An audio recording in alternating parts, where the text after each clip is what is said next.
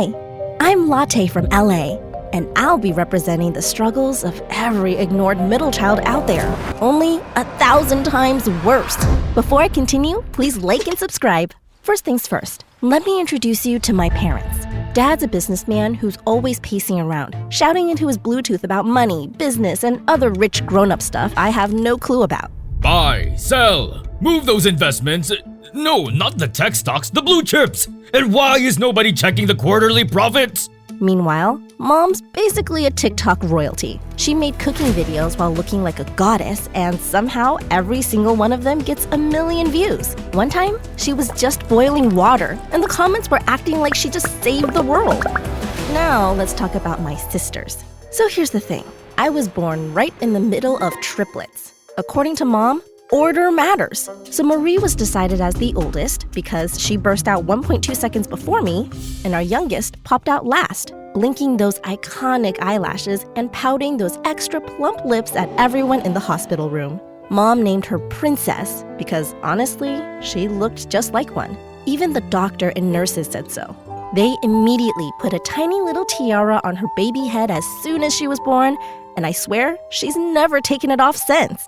Meanwhile, Marie was a certified genius. When she was born, she didn't even cry. She spoke. And it wasn't just any word. It was the longest word ever. Extra supercalifragilisticexpialidocious. Everyone clapped, then fainted. And because of that, our parents named her after the legendary Marie Curie, the most iconic female genius in history. She could solve a Rubik's Cube with her eyes closed at 3 months old. Naturally, she just kept getting smarter as we grew up, and Dad was obsessed.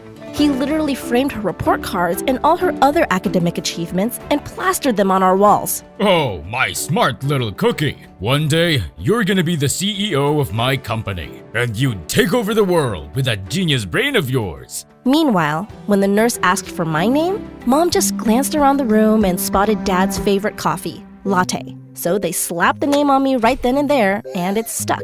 Even the bitterness. If Marie's the smart and serious one, Princess is the pretty and sweet one. Her face card never declined. Her lashes are so long you can mop the floors with them. All she has to do is blink and TikTok loses its mind. She literally went viral for just yawning once, and Mom was so proud. Look at those lips, those lashes, that perfect little nose. Of course, she got it from her mama, which is me. Oh, I think I'm gonna cry.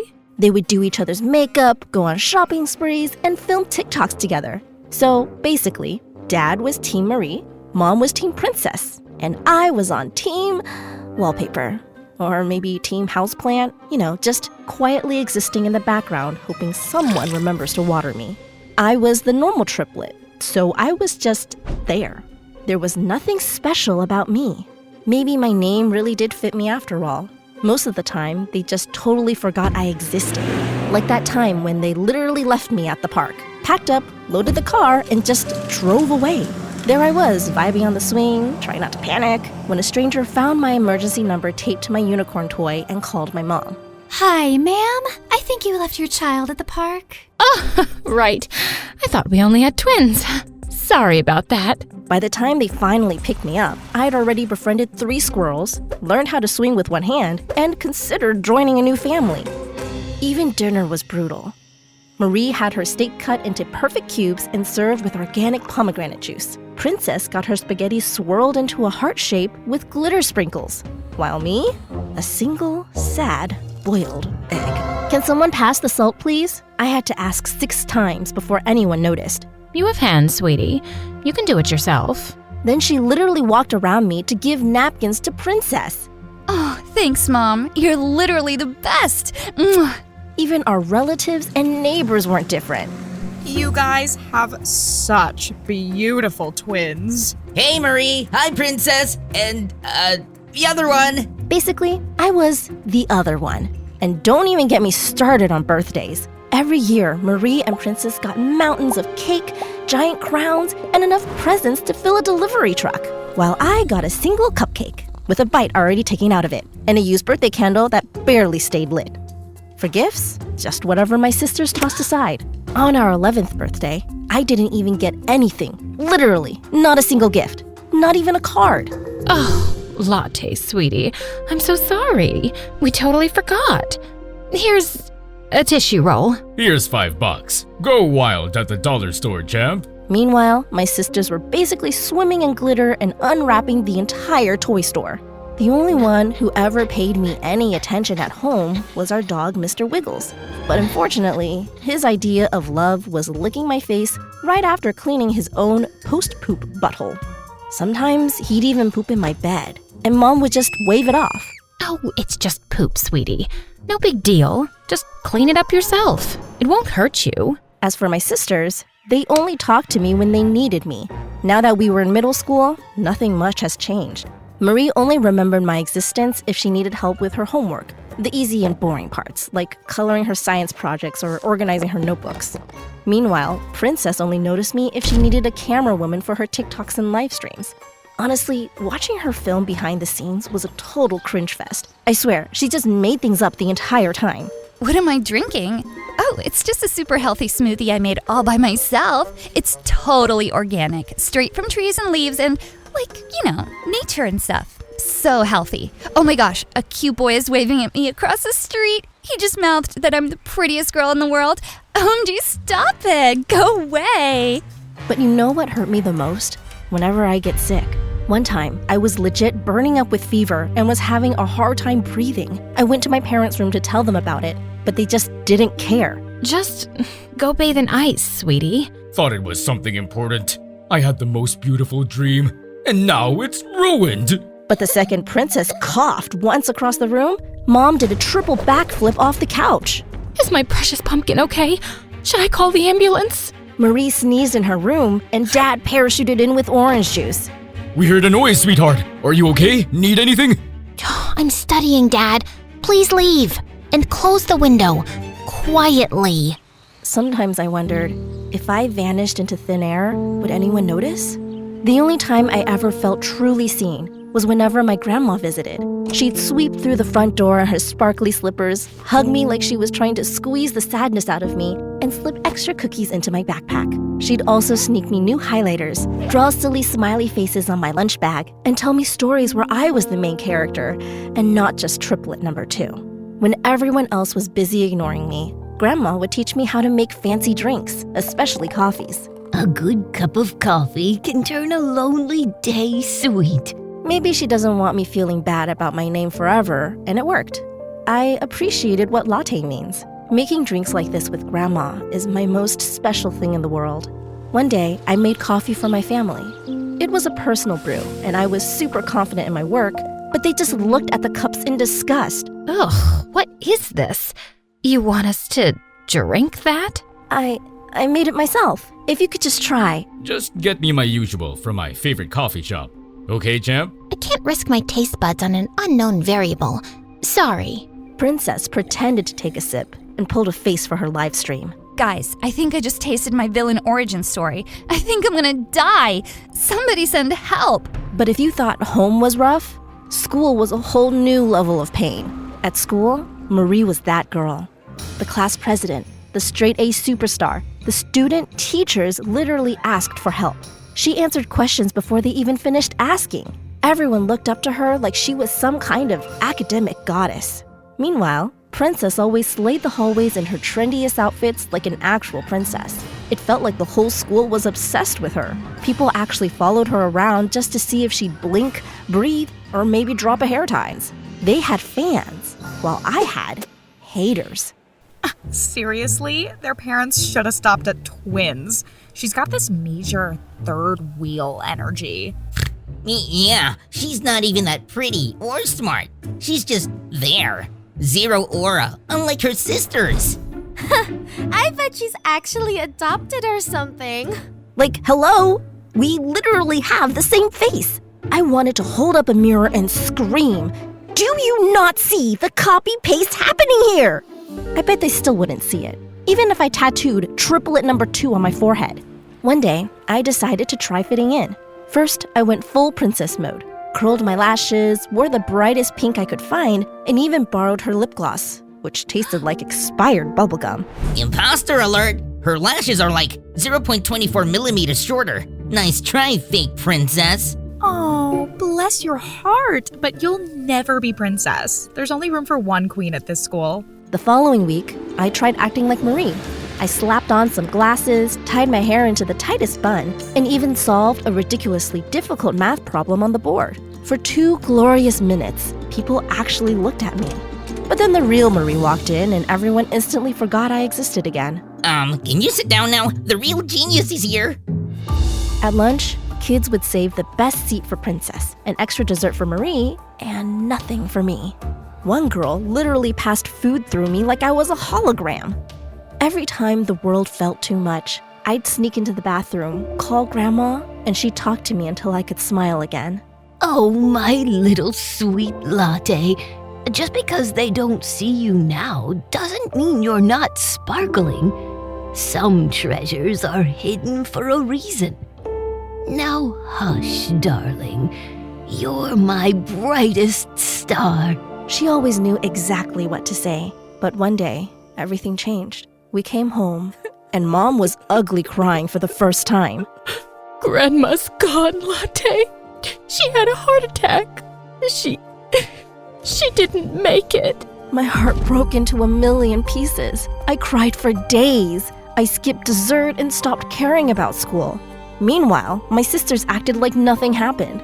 I was sitting in the bathroom stall, hugging Grandma's old scarf, trying to remember how to breathe.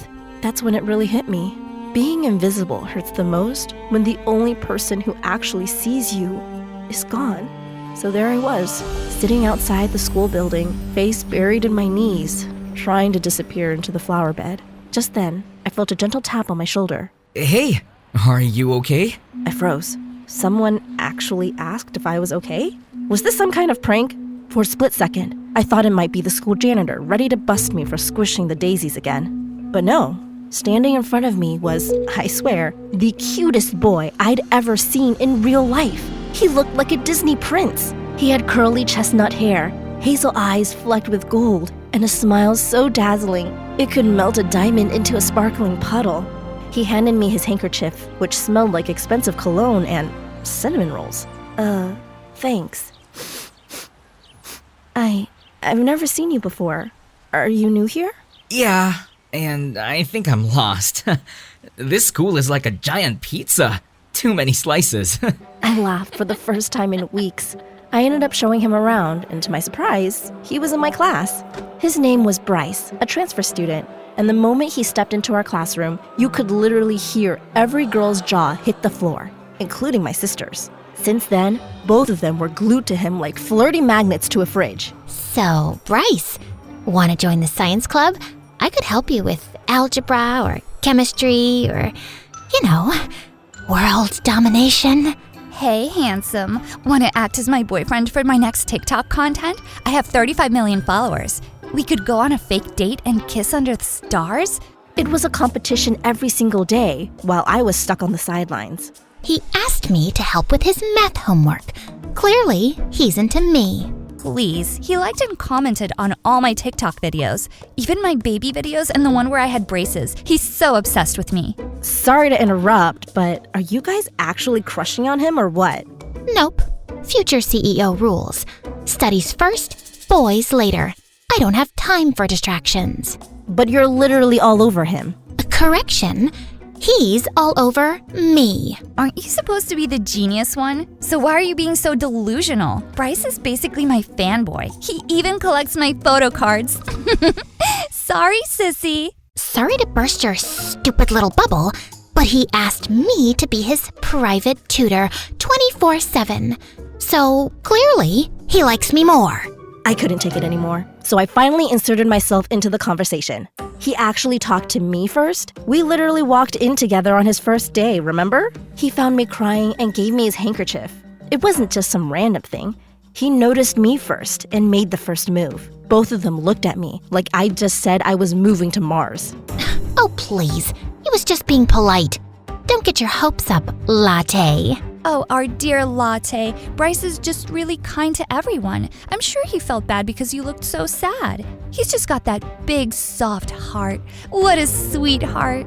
And that was it. They went right back to fighting over him while I just faded into the background again. hugging Bryce's handkerchief close to my chest. So the next day at school, I decided it was time to make a move on him. I needed him to remember me. Later that day, I spotted him at his locker, looking all mysterious and handsome with his hair perfectly messy like he just rolled out of an expensive magazine. I marched over, clutching my book so tight my fingers turned white. "Hey Bryce, remember me? I helped you when you got lost on your first day, and you gave me your handkerchief?" He glanced at me, blinked twice, and his face lit up with recognition. Oh, yeah, your latte, right? You were really helpful that day. Thanks again. I probably would have ended up in the janitor's closet without you. Oh, yeah. I mean, I get lost all the time too. Like last week, I walked into the boys' bathroom by accident, so you're welcome. So, do you know if the cafeteria food ever gets less weird? Maybe on pizza day, but most days it's kind of a mystery. Like sometimes I just bring emergency snacks, just in case. We talked for a few more seconds before the bell rang. Every time I saw him after that, he'd wave or flash a friendly smile. Of course, I still managed to embarrass myself at least once a day, waving at him in the cafeteria, standing near him in the hallway, accidentally dropping all my books right at his feet. But at least this time, he'd help pick them up and flash me his cute little smile, which always made my heart do 10 backflips. Maybe, just maybe, I wasn't that invisible after all. One night, I was looking for something to eat in the kitchen for my midnight snack when I noticed Mom's favorite golden spatula, the one she used in all her TikTok videos, was snapped in half.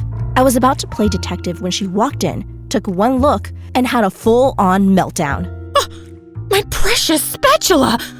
Latte, what have you done? What? Mom, I swear, I didn't even touch it. It was already broken when I found it. Honestly, why can't you be more like your sisters? Sometimes I wish we just had twins. No need for a spare. Mom didn't stop crying over that spatula, like she lost a best friend. She even held a mini funeral for it the next day and kept talking about replacement kids and broken dreams with Dad. Their words felt like 1,000 tiny daggers in my chest. Later that day, I was sulking in the corner, hugging my knees when Princess tiptoed in. Hey, Latte? I was actually the one who broke Mom's spatula. I was filming a slow-mo pancake flip for TikTok, and it just snapped. But, you know, if I told them, they'd never believe it. I'm their perfect princess. Sorry, sissy. So you just let them yell at me and insult me? If it wasn't you, they'd blame Marie. But she's the genius, so it would somehow be your fault anyway. That's just how it is in this house. She's right. Just move on. It's not a big deal. But to me, it was a big deal. That night, I cried myself to sleep, hugging Grandma's old scarf and staring at the moon outside my window. And that's when I decided I'd had enough. If nobody wanted me around, maybe I'd just disappear for real.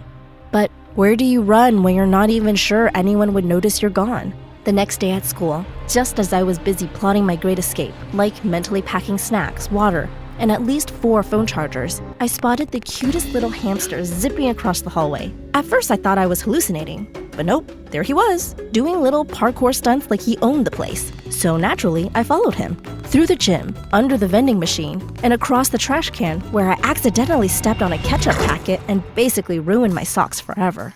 The little guy finally disappeared behind a bookshelf near the back of the school library, right by the toilet. Looking at the empty spot, I suddenly had the craziest idea ever. Live at school like a secret lair style. No parents, no sisters, no drama and unfair treatment. Just total peace and free Wi-Fi. That night, I packed up my stuff. Blanket burrito, folding mattress, emergency cookies, Grandma's old lamp for extra comfort, and of course, and my trusty mini coffee making kit. I then strolled past my parents, dragging a huge suitcase behind me just to see their reactions. And guess what?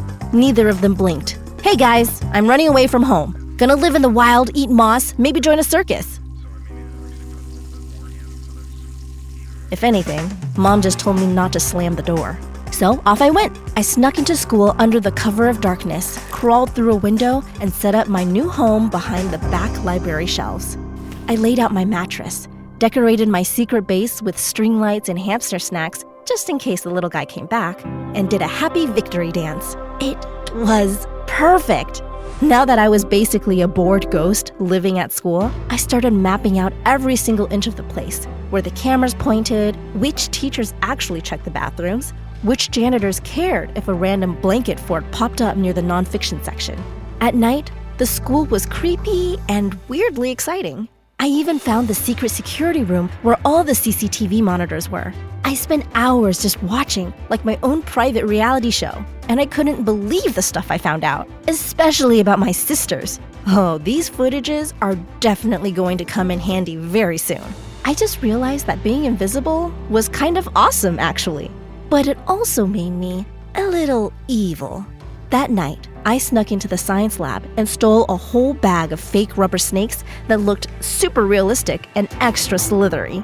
The next morning, I woke up early and planted my new friends under all the mean kids' chairs in our class. Each snake was taped to a nearly invisible string, all leading right to my desk. It was my masterpiece. Before class, I sat at my desk, looking totally innocent and waiting for the drama to drop. Did someone forget to take out the trash? Oh, wait, it's just Latte, the ugly triplet. Yeah, why are you even here? Nobody cares unless you're Marie or Princess. Careful, girls. Some people say the universe bites back, and it has fangs. And that's when I gave the string the tiniest little tug. Suddenly, the fake snakes slithered out from under their chairs, and a chorus of blood-curdling screams echoed through the classroom. Told you not to mess with me. Next time, it might be spiders or anacondas. For the first time in my life, everyone actually stared at me like I had superpowers. Some looked terrified, and others were impressed. Wait, can you actually summon snakes? Are you like half human, half snake? Oh, that's so cool! If you ever insult me again, the snakes will know. For once, I felt cool and powerful. That night, powered up by my brand new bad girl reputation, I plotted even more epic pranks and powers. I swapped out the teacher's chalk with color-changing markers, so every lesson turned into a rainbow rave. I glued googly eyes to every classroom door. Seriously, everywhere you looked, it felt like the whole school was staring you down. With every prank, my legend grew. People started whispering my name in the halls. I also started wearing smoky eyeliner, spiky bracelets, and a random leather jacket I found in Lost and Found. Suddenly, everyone thought I was cool. Even the lunch lady raised an eyebrow and gave me an extra meatball. But my sisters hated it. They cornered me at lunch. What is happening to you, Latte? You used to be normal. Now you're just embarrassing. So you're a bad girl now? Seriously, you look like a raccoon in that eyeliner. Sorry, I can't hear you over the sound of everyone actually paying attention to me for once. Jealous much? Jealous of what? Getting attention for causing trouble? Whatever helps you sleep at night, I guess. You wish you could go viral for something other than being a disaster. Even your pranks are cringe, sissy. Try harder next time. I couldn't take it anymore. So for the first time ever, I hit back. Oh, Marie, maybe you should stop stealing answer keys from the teacher's office if you want to keep being a genius. And Princess, nice try hiding your butt rash. Right then and there, I posted Marie's secret footage and Princess's embarrassing clip for everyone to see. And the look on their faces was priceless. But after a few days of watching them get roasted and ghosted at school, I actually felt awful. For once, they were the invisible ones, and it hurt to watch. It just made me feel worse. Being the bad girl was starting to lose its sparkle. Later that day, I was at my locker when Bryce showed up right next to me. Hey, troublemaker. Hey, Bryce. He leaned against the locker, studying me for a second. You really went full savage mode, huh? Saw your pranks. They were a lot. Guess people finally notice me now. But is that what you really want? I kinda like the old you. The one who helped lost kids like me. That hit me hard. Suddenly, all the hurt and loneliness spilled out. You don't get it. All my life I've been invisible. Nobody ever picks me. I'm just the extra triplet, the backup plan. It sucks, Bryce. I just wanted to matter, even if it meant being a little evil. He looked at me like he really saw me. Not as a joke, not as an extra. Well, I notice you. You're kind of impossible to ignore, you know? My cheeks went red. I tried to act chill, but I felt like melting right there. Hey, want to see something cool? I grabbed his hand and dragged him through the hallway until we ducked into the back of the library. Welcome to my secret lair. No parents, no sisters, no drama. Just books, coffee, and fairy lights. I don't think you're allowed to live here. But not gonna lie, This is pretty cool. I know, right? Here, sit. I made him a cup and handed it over. My hands were shaking a little. He took a sip and his eyes went wide. Hold up. Did you put magic in this? This coffee literally slaps. It tastes so good. It was the first time my coffee got validated, and I felt like bouncing across the clouds in happiness. It's my thing. Started making drinks with my grandma when I was little. It always made me feel less invisible. Well, here's to you. You're not invisible to me. We sat together, just sipping coffee in the soft fairy light. For the first time, I felt seen and maybe even special. Since then, Bryce and I started getting closer. We'd talk between classes, share snacks, and sometimes I'd sneak him my best coffee under the table. Of course, my sisters were not happy about it. Every time we talked, I could literally feel their jealous stares burning into the back of my head. It wasn't long before they finally cornered me in the hallway, princess in full TikTok glam, Marie holding her books like a weapon. So you really think you're the main character now? Just because you slapped on some stupid eyeliner and started hanging out with Bryce? Newsflash, he's just nice to literally everyone, sissy, especially to sorry losers like you. Don't let it go to your head. He literally DM'd me first. I just rejected him. Enjoy my leftovers, I guess? Let's be honest. He's likely motivated by pity. Some guys are attracted to so-called projects. And well, Latte's not exactly an academic or aesthetic outlier. Oh, and you really think we forgot what you did to us? Exposing us like that? Don't worry, sissy. Revenge is coming. And trust me, it's gonna be iconic. I couldn't take it anymore, so I finally snapped. You two are just pressed because someone finally noticed me instead of you. And worse, he's your crush. Sorry, princess, but not every boy wants to be your TikTok prop. And Marie, maybe Bryce is sick of girls who act like human calculators. Girl, you're so delulu. Keep dreaming. Yeah. Don't come crying to us when you get your heart broken, okay? I just rolled my eyes and walked away. But inside, I felt like I finally won something. For once, I had the upper hand. One night, I was sneaking past the admin office when I heard someone talking on the phone inside. I took a peek and realized that it was the principal, and she sounded super sketchy. I need that designer bag, but the donation funds aren't enough yet. Well, I already used the last batch to pay off my car. Just all the library people if they ask. My jaw dropped. She was literally blowing school donation money on herself. That money was supposed to be for the library, not for her luxury car or a designer bag. I ran to tell Bryce during lunch. Bryce, guess what? The principal is a total scammer. She bought her car with our school's donation money. Seriously? That's messed up. But do you have any proof? No. I forgot to record it. But I swear I know what I heard. Don't worry, I believe you. But what are we supposed to do about it? Easy. We prank her. Teach her a lesson, make her squirm. I then leaned in closer and whispered my plan. Latte, are you sure about this? I mean, it's kind of illegal. Cat poop isn't illegal. Plus, she deserves it. Fine. But if we get caught, you owe me a year's worth of coffee. Deal.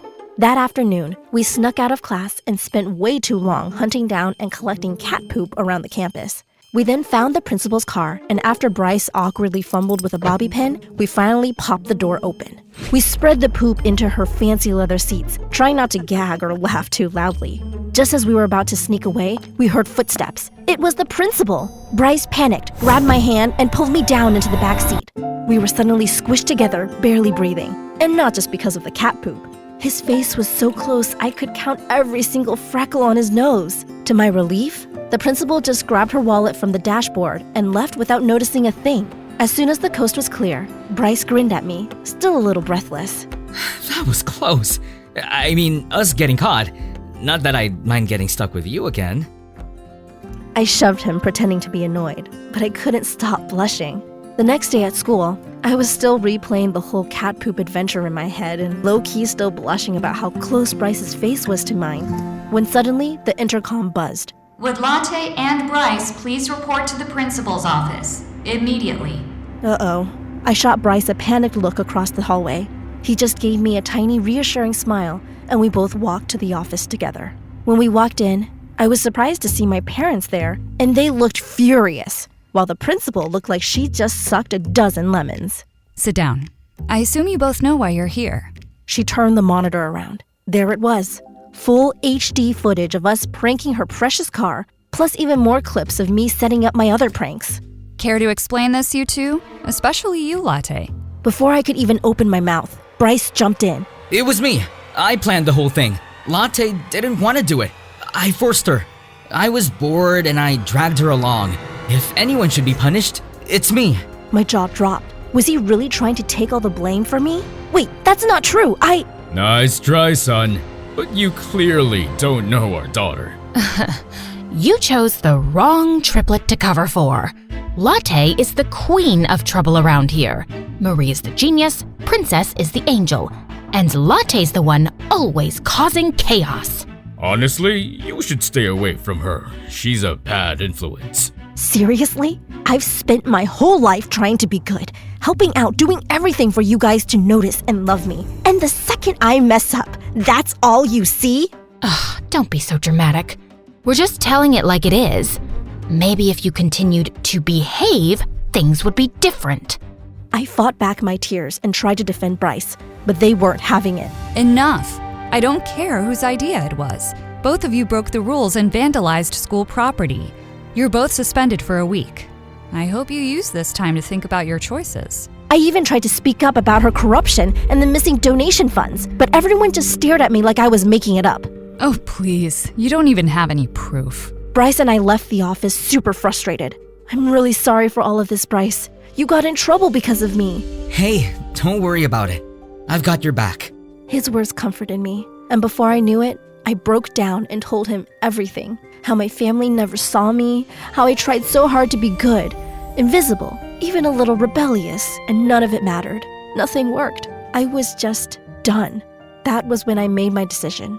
I was moving out for good. Bryce offered to let me stay at his place for a while. Honestly, I wanted to say no. I didn't want to be a burden. But what choice did I have? I had nowhere else to go.